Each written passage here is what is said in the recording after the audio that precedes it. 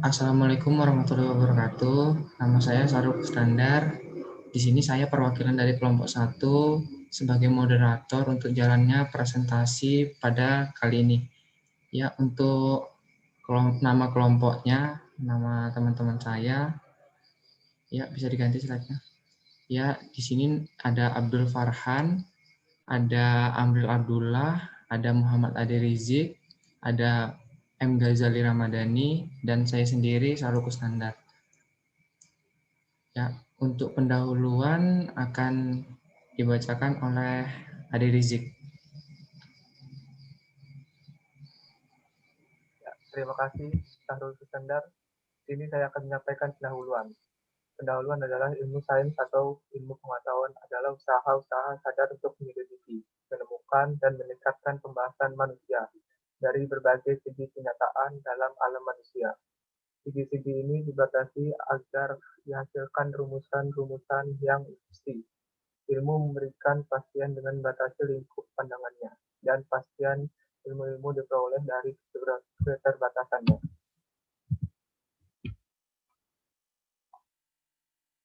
Pengertian ilmu menurut agama Islam. Menurut Islam, ilmu adalah sistem untuk memperoleh pengetahuan berdasarkan empirisme, eksperimen, dan naturalisme metodologis, serta merupakan tubuh pengetahuan manusia yang terorganisir yang diperoleh dari penelitian. Banyak muslim setuju bahwa mencari atau mempelajari ilmu adalah tindakan kebijakan keagamaan, bahkan tugas kolektif komunitas muslim. Presentasi akan dilanjutkan oleh Abdul Farhan.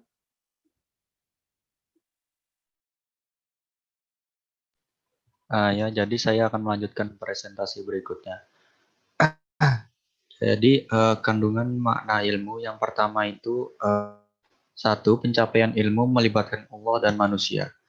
Maksudnya, uraian di atas mengandung makna bahwa perolehan ilmu selalu melibatkan dua pihak, yang memberi dan yang menerima. Allah adalah pemberi ilmu dan manusia sebagai yang menerimanya. Jadi, sumber ilmu yang sebenarnya adalah Allah, dan manusia adalah penerima anugerah ilmu dan kepahaman.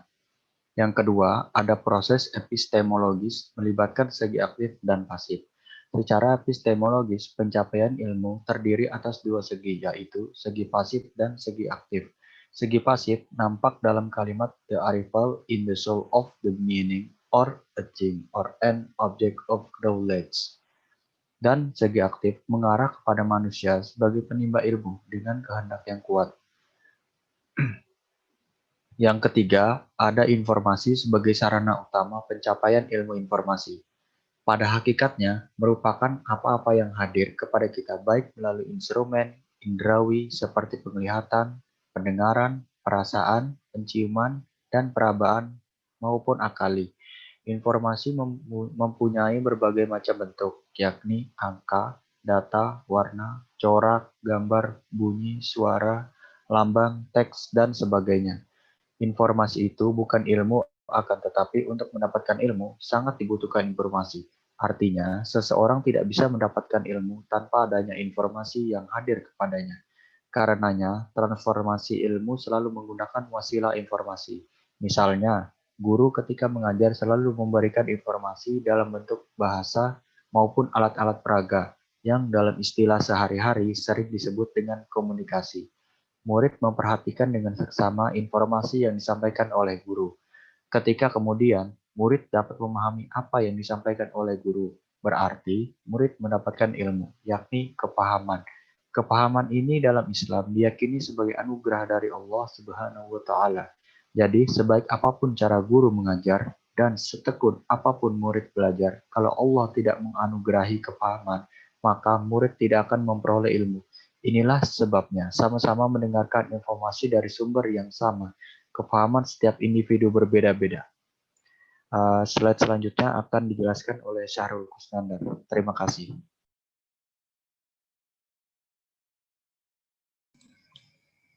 Ya, di sini saya akan melanjutkan ke slide ke-6. Di sini ilmu dibagi menjadi dua. Yang pertama ada ilmu fardu ain. Sebagaimana disampaikan oleh ulama salaf, Ilmu yang bersifat fardu untuk dipelajari oleh setiap muslim adalah ilmu yang mau tidak mau harus dipelajari oleh umat Islam. Ilmu fardu ain wajib bagi semua manusia, baik bagi masyarakat awam ataupun para ulama. Nah, untuk ilmu yang kedua ada ilmu fardu kifayah. Imam Al-Ghazali menjelaskan bahwa ilmu fardu kifayah memiliki dua kriteria. Kriteria pertama yaitu ilmu-ilmu yang menjadi persyarat bagi tegaknya dan filsafat ilmunya ke dalam bidang ilmu-ilmu fardu kifayah. Semua ilmu tersebut harus diserasikan dengan kerangka panduan hidup Islam. Kewajiban atas ilmu fardu kifayah ditanggung bersama-sama secara kolektif oleh masyarakat. Jika beberapa mukallaf ada yang mempelajari ilmu fardu kifayah tersebut, maka kewajiban tersebut telah dipenuhi dan anggota masyarakat terbebas dari dosa. Dan sebaliknya, jika tidak ada seorang pun yang menuntut ilmu fardu kifayah tersebut, maka semua mukallaf yang ada di komunitas tersebut menanggung dosa. Ya, untuk slide selanjutnya akan dilanjutkan oleh Ghazali Ramadhani. Terima kasih sebelumnya. Di sini saya akan menjelaskan tentang penghargaan Al-Quran terhadap ilmu. Salah satu ciri yang membedakan Islam dengan yang lainnya adalah penekanannya terhadap ilmu atau sains. Al-Quran dan As-Sunnah mengajak kaum muslimin untuk mencari dan mendapatkan ilmu dan kearifan, serta menempatkan orang-orang yang berpengetahuan kepada derajat yang tinggi. Di dalam Al-Quran, kata ilmu dan kata-kata jadiannya digunakan lebih dari 780 kali. Beberapa ayat Al-Quran yang diwahyukan pertama kepada Nabi Muhammad SAW menyebutkan pentingnya membaca bagi manusia, sebagaimana dijelaskan dalam Quran Surah Al-Alaq ayat 1-5 yang berbunyi, Bismillahirrahmanirrahim, Iqra' bismi rabbikal ladzi khalaq, khalaqal insana min 'alaq, Iqra' wa rabbukal akram, allazi 'allama bil qalam, 'allamal insana ma lam ya'lam, yang berarti bacalah dengan menyebut nama Tuhanmu yang menciptakan. Dia telah menciptakan manusia dari segumpal darah. Bacalah dan Tuhanmu lah yang maha pemurah, yang mengajar manusia dengan perantara kalam. Dia mengajar kepada manusia apa yang tidak diketahuinya. Untuk slide selanjutnya akan dilanjutkan oleh Amrul Abdullah.